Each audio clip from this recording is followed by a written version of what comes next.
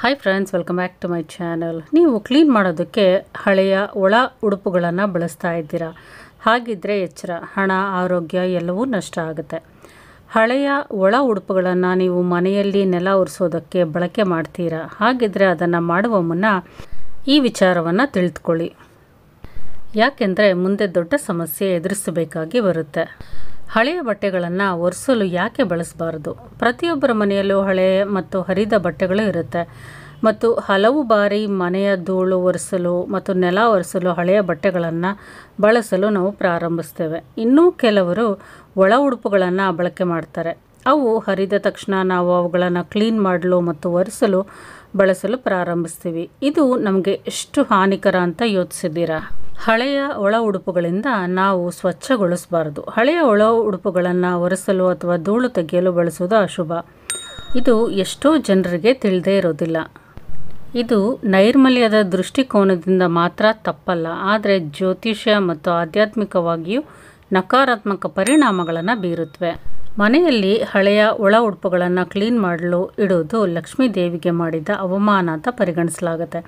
ಲಕ್ಷ್ಮೀ ದೇವಿಯು ಸಂಪತ್ತು ಮತ್ತು ಸ್ವಚ್ಛತೆಯ ದೇವತೆಯಾಗಿದ್ದು, ಹಾಗೆ ಮಾಡೋದ್ರಿಂದ ಹಣದ ಹರಿವನ್ನು ನಿಲ್ಲಿಸಬಹುದು. ಇದು ಆರ್ಥಿಕ ನಷ್ಟ, ಅನಗತ್ಯ ವೆಚ್ಚಗಳು ಅಥವಾ ಕೆಲಸ ಅಥವಾ ವ್ಯವಹಾರದಲ್ಲಿ ಅಡೆತಡೆಗಳಿಗೆ ಕಾರಣ ಆಗಬಹುದು. ಇನ್ನು ಇದು ಭಾವನಾತ್ಮಕ ಆರೋಗ್ಯದ ಮೇಲೂ ಪರಿಣಾಮ ಬೀರುತ್ತೆ. ಇದು ಮಹಿಳೆಯರ ಹಾರ್ಮೋನ್ಗಳ ಮತ್ತು ಮಾನಸಿಕ ಭಾವನಾತ್ಮಕ ಆರೋಗ್ಯದ ಮೇಲೆ ಪರಿಣಾಮ ಬೀರೋದ್ರಿಂದ ಅವರಿಗೆ ವಿಶೇಷವಾಗಿ ಅಶುಭ ಅಂತ ಪರಿಗಣಿಸಲಾಗುತ್ತೆ. ಇನ್ನು ಹೀಗೆ ಮಾಡೋದ್ರಿಂದ ಮಾನಸಿಕ ಅಶಾಂತಿ ಹೆಚ್ಚಾಗುತ್ತೆ. ಜ್ಯೋತಿಷ್ಯದಲ್ಲಿ ಒಳ ಉಡುಪುಗಳು ಮಂಗಳ ಮತ್ತು ಚಂದ್ರ ಗ್ರಹಗಳೊಂದಿಗೆ ಸಂಬಂಧ ಹೊಂದಿದೆ. ಇದು ಆರೋಗ್ಯ ಮತ್ತು ಮಾನಸಿಕ ಶಾಂತಿಯ ಮೇಲೆ ಪರಿಣಾಮ ಬೀರುತ್ತೆ. ಕ್ಲೀನ್ ಮಾಡಲು ಅವುಗಳನ್ನು ಬಳಸೋದ್ರಿಂದ ಕುಟುಂಬದಲ್ಲಿ ರೋಗಗಳು, ಚರ್ಮ ರೋಗಗಳು ಅಥವಾ ಮಾನಸಿಕ ಅಶಾಂತಿ ಹೆಚ್ಚಾಗಬಹುದು. ಇದರಿಂದ ವಾಸ್ತುದೋಷ ಉಂಟಾಗುತ್ತೆ. ವಾಸ್ತುಶಾಸ್ತ್ರದಲ್ಲಿ ಮನೆಯನ್ನು ಶುದ್ಧತೆ ಮತ್ತು ಸಕಾರಾತ್ಮಕ ಶಕ್ತಿಯ ಸ್ಥಳವೆಂದು ಪರಿಗಣಿಸಲಾಗುತ್ತೆ. ಹಳೆಯ ಒಳ ಉಡುಪುಗಳನ್ನು ಬಳಸೋದ್ರಿಂದ ಮನೆಯ ಸ್ವಚ್ಛತೆ ಮತ್ತು ಶಕ್ತಿ ಹಾಳಾಗುತ್ತೆ. ಇದು ವಾಸ್ತುದೋಷಕ್ಕೂ ಸಹ ಕಾರಣವಾಗುತ್ತೆ. ವಿಶೇಷವಾಗಿ ಅಡುಗೆ ಮನೆ, ಪೂಜಾ ಕೋಣೆ ಅಥವಾ ಮಲಗುವ ಕೋಣೆಯಲ್ಲಿ ಇದು ನಕಾರಾತ್ಮಕ ಪರಿಣಾಮ ಬೀರುತ್ತೆ. ಅಲ್ಲಿ ಶುಚಿತ್ವವು ಅತ್ಯಂತ ಮುಖ್ಯ ಆಗಿರುತ್ತೆ.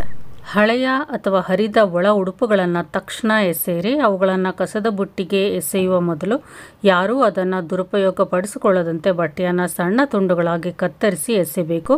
ಇಲ್ಲಾಂದರೆ ಇವುಗಳನ್ನು ಉಪಯೋಗಿಸಿಕೊಂಡು ಮಾಟ ಮಂತ್ರ ಮಾಡಿಸುವ ಪ್ರಯತ್ನವೂ ಸಹ ನಡೆಯಬಹುದು. ಎಚ್ಚರವಿರಲಿ. ಮನೆಯಲ್ಲಿ ವಿಶೇಷವಾಗಿ ಸ್ವಚ್ಛಗೊಳಿಸುವ ಅಥವಾ ಧೂಳು ತೆಗೆಯುವ ಪ್ರದೇಶದಲ್ಲಿ ನಿಯಮಿತವಾಗಿ ಗಂಗಾ ಜಲ ಸಿಂಪಡಿಸಿ. ಮನೆಯ ಈಶಾನ್ಯ ಮೂಲೆಯನ್ನು ಯಾವಾಗಲೂ ಸ್ವಚ್ಛವಾಗಿಡಿ ಮತ್ತು ತೆರೆದಿಡಬೇಕು, ಏಕೆಂದರೆ ಅದು ಸಕಾರಾತ್ಮಕ ಶಕ್ತಿಯ ದ್ವಾರವಾಗಿದೆ. ಮಲಗುವ ಕೋಣೆಯಲ್ಲಿ ಹರಿದ ಅಥವಾ ಕೊಳಕು ಬಟ್ಟೆಗಳನ್ನು ಇಡಬಾರ್ದು, ಯಾಕೆಂದರೆ ಇದು ಶುಕ್ರ ಮತ್ತು ಚಂದ್ರನ ಶಕ್ತಿಯನ್ನು ದುರ್ಬಲಗೊಳಿಸುತ್ತೆ. ಇನ್ನು ಮುಂದೆ ಮನೆಯನ್ನು ಕ್ಲೀನ್ ಮಾಡೋದಕ್ಕೆ ಒಳ ಉಡುಪುಗಳನ್ನು, ಹಳೆಯ ಹರಿದ ಬಟ್ಟೆಗಳನ್ನು ಉಪಯೋಗಿಸಬೇಡಿ. ಈ ವಿಡಿಯೋ ಇಷ್ಟ ಆಗಿದ್ದರೆ ಲೈಕ್ ಮಾಡಿ, ಶೇರ್ ಮಾಡಿ, ಕಮೆಂಟ್ ಮಾಡಿ. Thank you for watching.